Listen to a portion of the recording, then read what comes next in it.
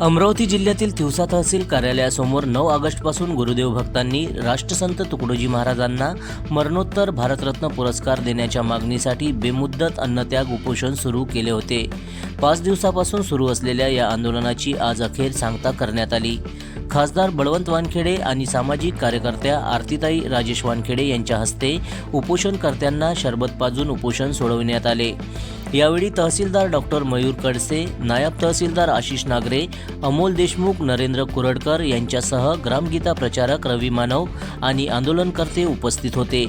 यावेळी खासदार बळवंत वानखेडे यांनी राष्ट्रसंत तुकडोजी महाराजांना भारतरत्न मिळवून देण्यासाठी सातत्याने पाठपुरावा करण्याची ग्वाही दिली।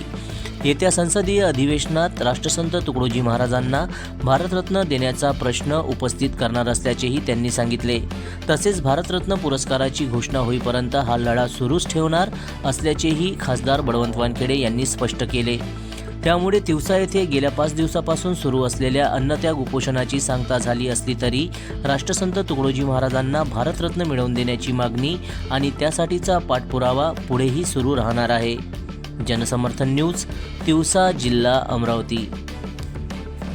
राष्ट्रसंत तुकडोजी महाराज यांना मरणोत्तर भारतरत्न हा पुरस्कार द्यावा या मागणीसाठी या परिसरातील गुरुदेव प्रेमी अनेक लोक आज पेटून उठलेले आहेत।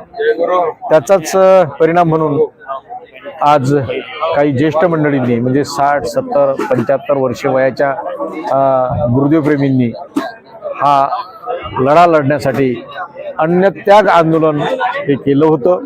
गेल्या 5 दिवसापासून हे अन्नत्याग आंदोलन चालू आहे। आज त्याचा प्रशासन आणि लोकप्रतिनिधी यांच्या समन्वयातून त्यांचा उपोषण हे मागं घेतलं गेलं, परंतु हे मागं घेतलं म्हणजे इथला लढा संपला नाही। त्या लढ्यासाठी ते सातत्यानं पुढील ज्या काही बाबी आहेत की जेणेकरून राष्ट्रसंत तुकडोजी महाराज यांना भारतरत्न हा पुरस्कार मिळावा यासाठी ते सातत्यानं आंदोलन चालूच ठेवतील आणि त्यांच्यासोबत सर्व गुरुदेव प्रेमी निश्चितच आहे। आम्ही लोकप्रतिनिधी म्हणून याचा सातत्यानं पाठपुरावा करू।